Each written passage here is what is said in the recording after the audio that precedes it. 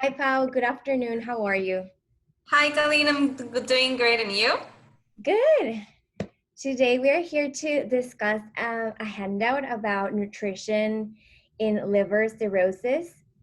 I know that you were at the hospital for a few days, and today we are discussing important things about your nutrition and liver cirrhosis. What Okay, awesome. questions do you have before we start? Well, actually, at the hospital, they told me that I needed to reduce my use of salt Okay. um, and sodium also. But I was wondering, like, which are the foods that contain most sodium? Like, which ones do I have like to completely avoid? Okay, that's a great question. Let's just start with the handout and then I will address your question throughout the explanation. And then I want to make sure that you are seeing my image well and you are hearing me well. Yeah, everything's okay.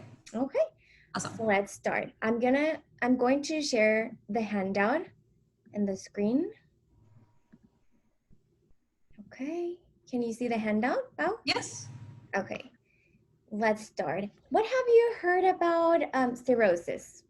Maybe with their medical Well, doctor or the nurse? Yeah, actually, basically, they just told me that's something that happens when our liver isn't working correctly and it doesn't perform the things that it should. And well, in my case, it progressed to a weight loss and ascites. So I've been really struggling with that. But other than that, that's like what they told me. Okay, I see. So you've mentioned weight loss and ascites. And as you said, cirrhosis is a disease in which the liver does not work properly due to a long-term damage. What happens is your healthy liver tissue is replaced with scar tissue. So the scar tissue blocks the flow of your blood through the liver and slows the liver's ability to process your nutrients, your hormones, your drugs. What symptoms have you had lately with the ascites and the liver cirrhosis? Well, actually, ascites has been the one that I've been struggling the most. Also, I don't have like a very good appetite. Not a lot of food like I really wish for. Just like Mm, whatever. But, okay, have you had any cravings or probably a food that you want to eat every day? well, actually, the thing that I tolerate the most are fruits Okay. and sometimes eggs. I do like them, so that I think that's good because they also told me about the protein that I should be taking. Yes, I've been correct. trying to include that. Yes, and eggs are a really rich source of vitamins, minerals, protein. So that's a really good food to include. It's not high in sodium. If you prepare maybe scrambled eggs, but without added salt, that's a really good protein food source that you can include. Okay, so let's go on and talk about the handout. In this handout, it's pretty important because it highlights why nutrition is essential in liver cirrhosis. It helps you, it helps your damaged liver to perform its many functions, avoids weight loss. You've talked about weight loss and ascites as one of your, as two of your symptoms right now. It maintains good nutrition, maintains your muscle mass. We also want to decrease the risk of fluid retention or ascites, lower the risk of infections, and provide energy for your daily activities and socializing.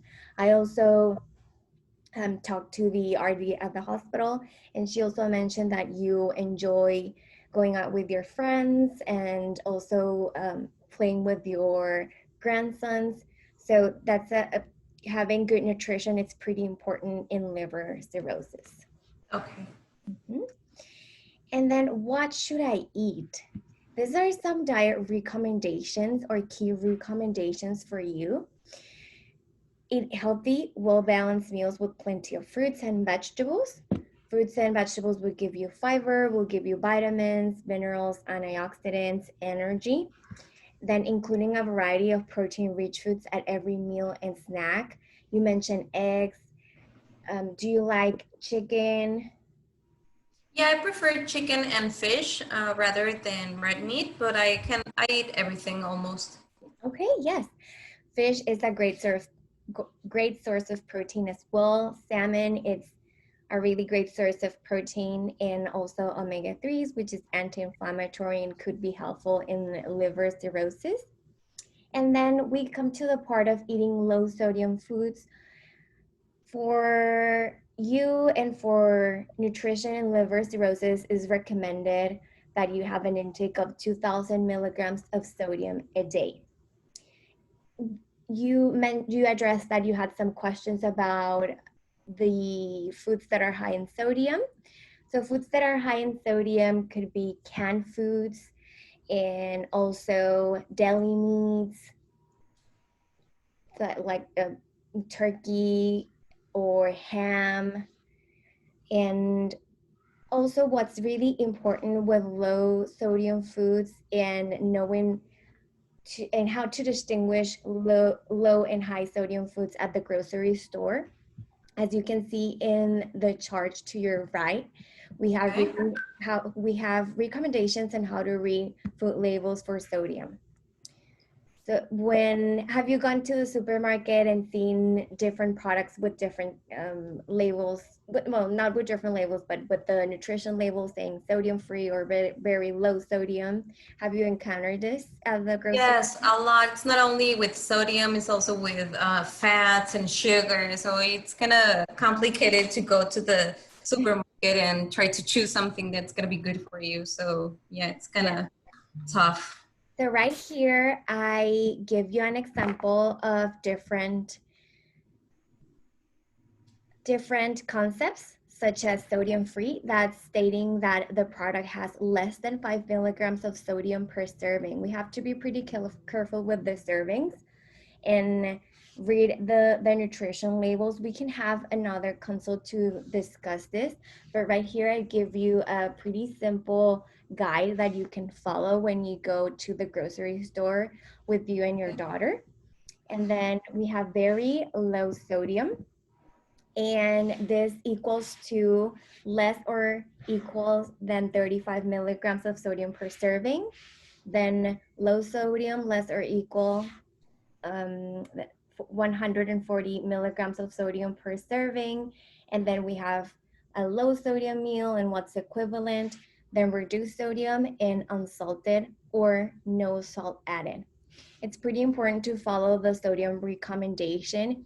And also good strategies that you can implement is using herbs and spices to give some flavor to your food. What spices do you use currently? Well, actually, I like to use like the common pepper. I use a lot of garlic. I don't know if that's okay. And actually, I use a lot of onion and garlic, like to try to give some flavor to the food instead of the salt. Yes, that's amazing. And there are a lot of different herbs like oregano, which is really good and gives an interesting flavor to the food. Also thyme, parsley. So those kind of herbs, natural herbs, can give a lot of different flavors to your food.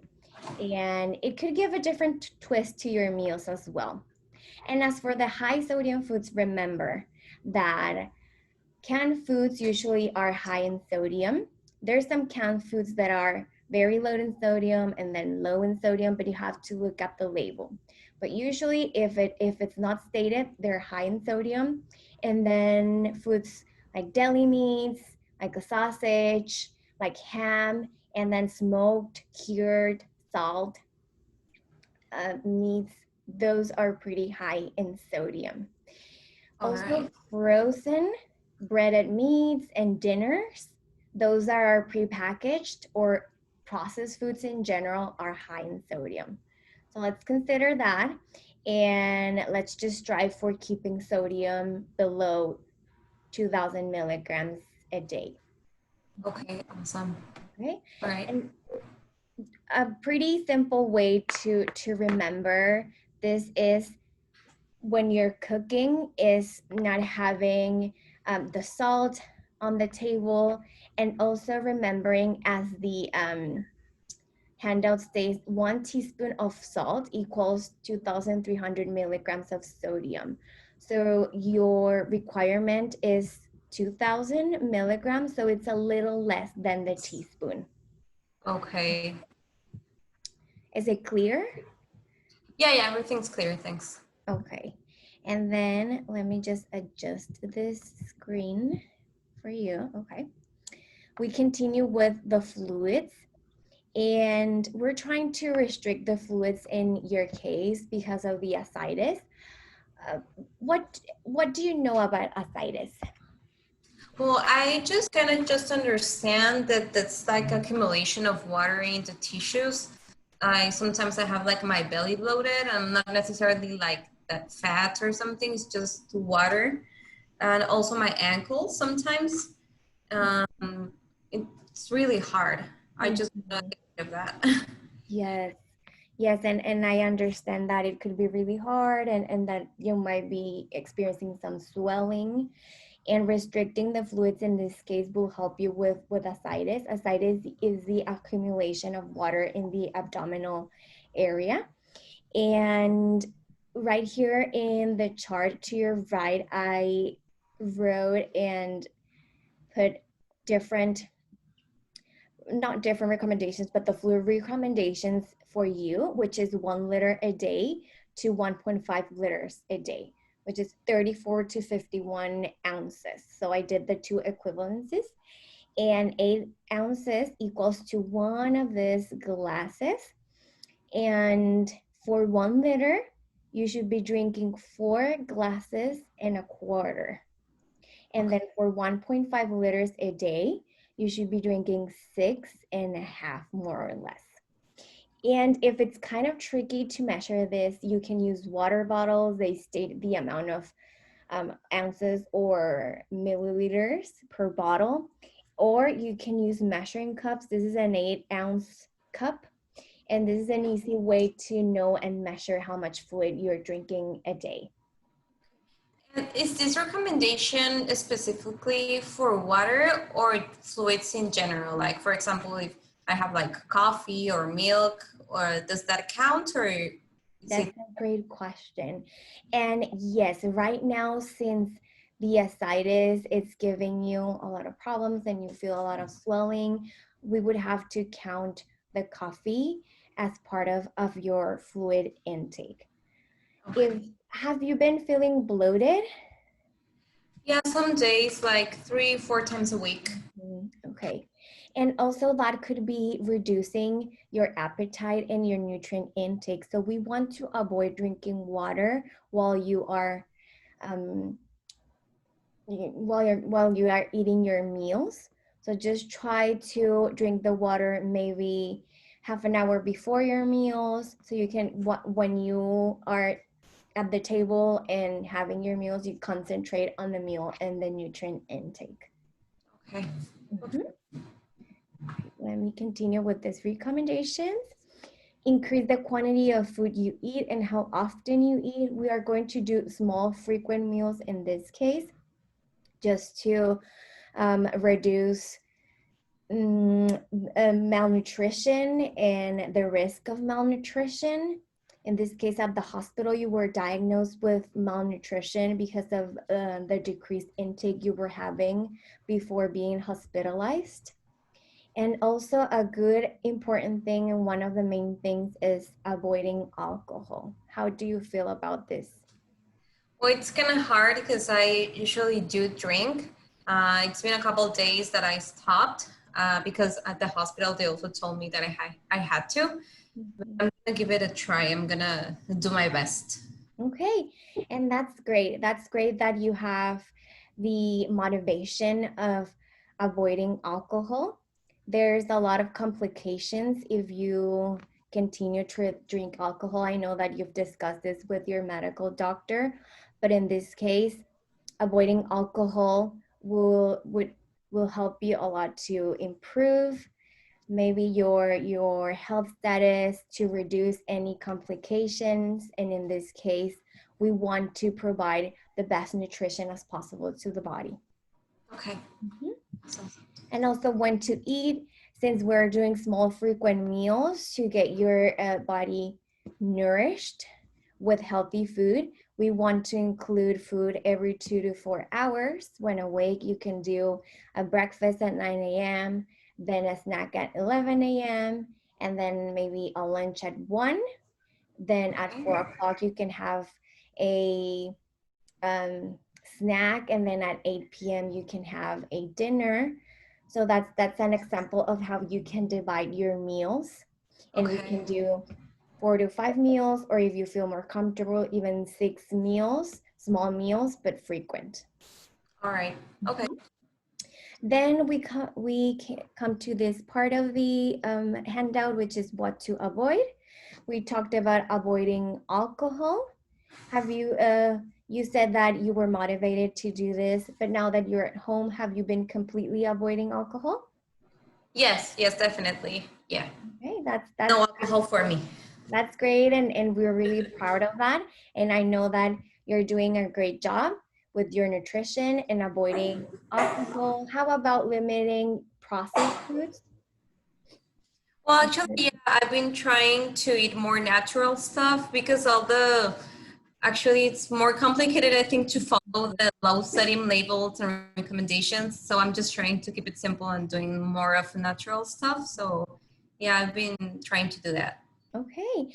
And have you been cooking? Have you been having the energy to cook, or how are you preparing your meals at home? Well, actually, yeah, some days are good, so I do cook, but some other days, I feel like with less energy or like that. So my daughter helps me, but I do Mhm. try to keep up with that.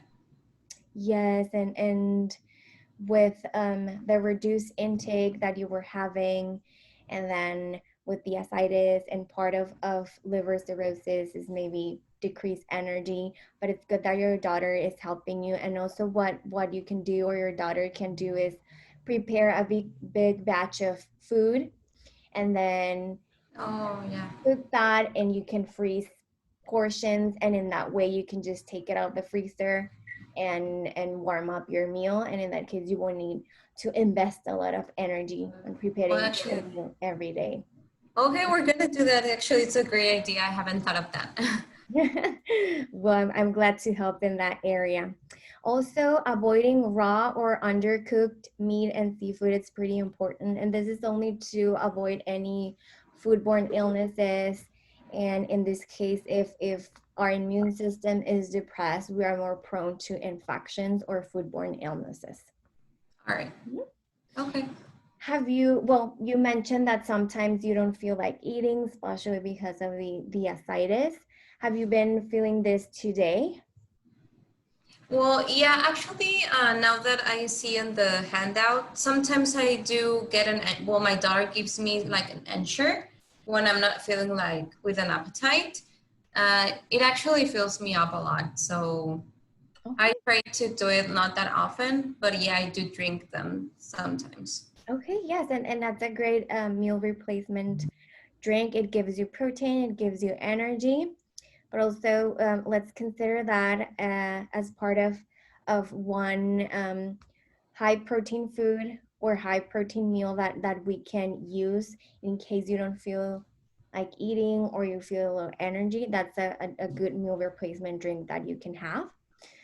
Also, what really helps when you don't feel like eating is limiting the fluid intake when eating to make room for food, as we talked about earlier. And then also keeping a snack or granola bar or a supplement in the meal supplement in the nightstand for easy access. So in that way, you don't have to walk all the way to the kitchen and then prepare something. You have a snack right there if you feel the need to eat something. All right. Okay. Okay. And then high protein smoothies as well, meal replacement drinks or supplements, as you mentioned, and then homemade cream soups. That's another way to include more calories, more protein, and more healthy fats into your diet. And in this way, we increase the energy. And basically, the energy is to help your liver with the regular functions, and to promote healing, to um, keep you keep you energized Okay, overall. yeah, hopefully. What other questions do you have, Paulina, with the handout, or maybe with another thing that you've been dealing with related with nutrition? Well, actually, I think it's pretty clear with the handout, and I just had that sodium question that you already answered for me. So I think for now, I'm good. Maybe by the time goes by, I'll sure we'll have more questions, but I think like for today, everything was very clear. Okay, sounds great. It was so nice talking to you, and I will have a session with you Okay. in 2 weeks. Okay. Same day. Let me just check the schedule. Yes, I have you for Tuesday, August 25th at 6:30. And if you have further questions, or you can also email me before the meeting. But in the next meeting, we will be discussing how to read labels step by step. Awesome. Okay, that sounds great. Thank Okay. you so much. Thank you. Have a great day. You too. It was nice seeing you, Colleen. Nice seeing you too. Bye bye. Bye.